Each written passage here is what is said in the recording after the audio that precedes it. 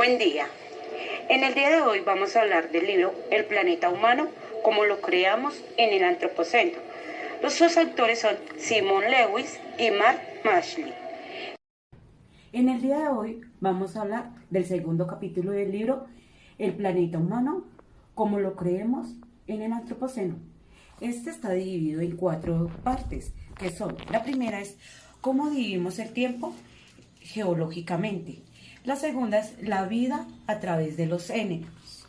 La tercera es la vida en el león actual.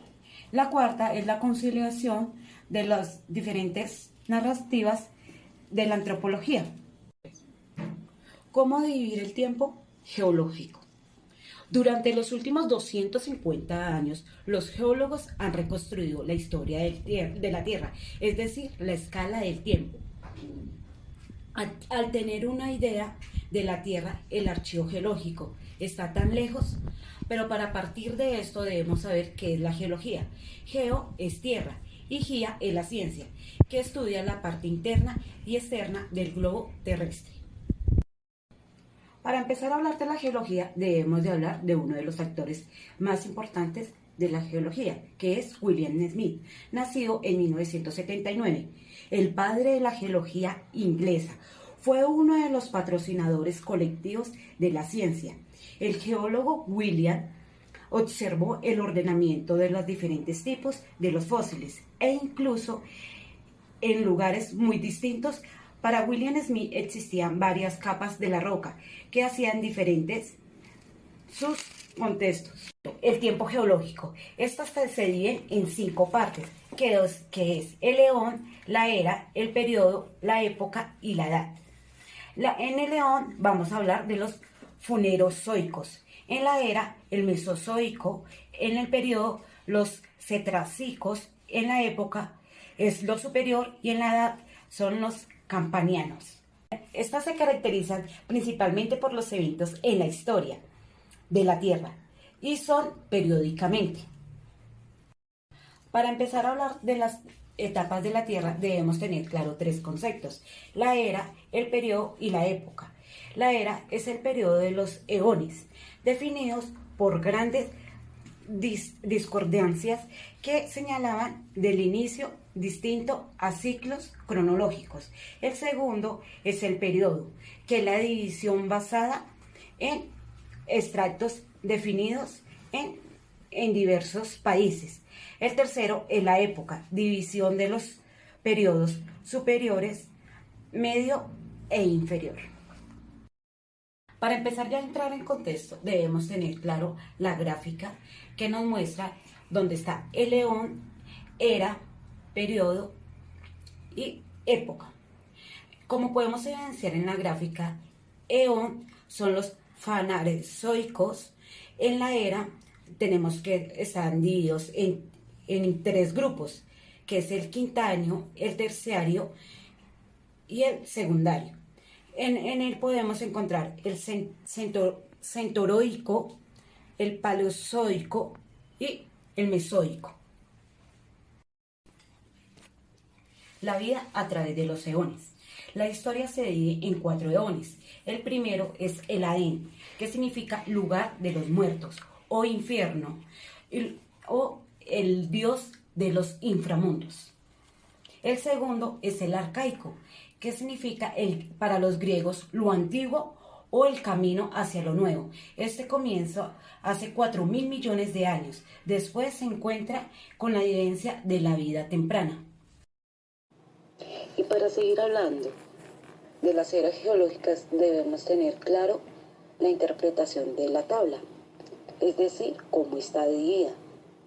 En esta gráfica nos está mostrando cuál es el eón, cuál es la era, cuál es el periodo o sistema, cuál es la serie o época, cuál es el piso o la edad y cuál es la edad mat. Entonces, en el fanerozoico nos está interpretando el eón. En la era, el cenozoico. El periodo o el sistema nos está hablando del palogeno, el neogeno y el cuaternario. En la serie o en la época está hablando del Holoceno, el Pleistoceno, el Plioceno, el Mioceno, el Oligoceno, el Eoceno y el Paleoceno. Las edades se presentan en superior, media, Cambriano, Haleciano y el Saneciano. No olvidemos que el eón es una escala temporal geológica que nos ayuda a hacer las divisiones de mayor tiempo en la historia de la Tierra. No olvidemos que las eras geológicas tienen unas características. Estas características se representan o se caracterizan por unos periodos en donde podemos hallar especies vegetales y animales. Por ejemplo, en la era arcaica o arqueozoica se caracterizaba por una intensa actividad volcánica. Durante esta era aparecieron las primeras formas de vida unicelular en el periodo precámbrico. En la era primaria o paleozoica, esta se caracterizaba por los seres multicelulares que poblaron en la área continental y marítima en los periodos Cámbrico, Ordovícico, Cirúrgico, entre otros periodos.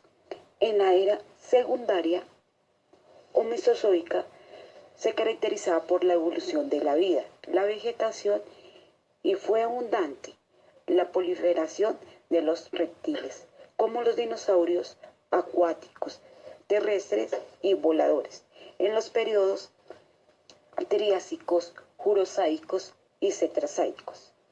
En la era terciaria o cenozoica, esta se caracterizaba por la eca predominante de los mamíferos y formaron las cordilleras.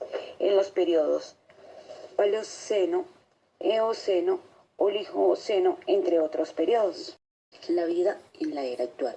Este capítulo nos habla sobre la última era, es decir, la era cenozoica o también llamada era terciaria. Esta es la última de las eras geológicas del Eón Fanerozoico hasta la actualidad.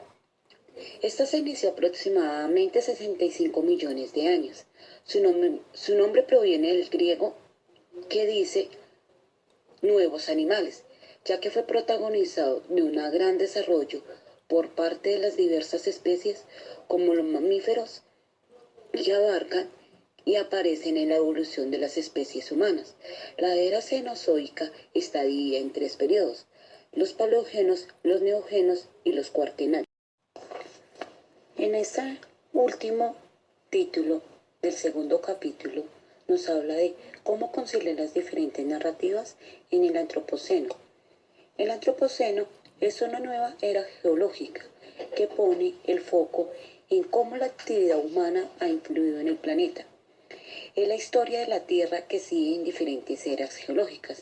Ahora estamos en el Holoceno y dentro de estas eras geológicas el Antropoceno es la más reciente de sus etapas.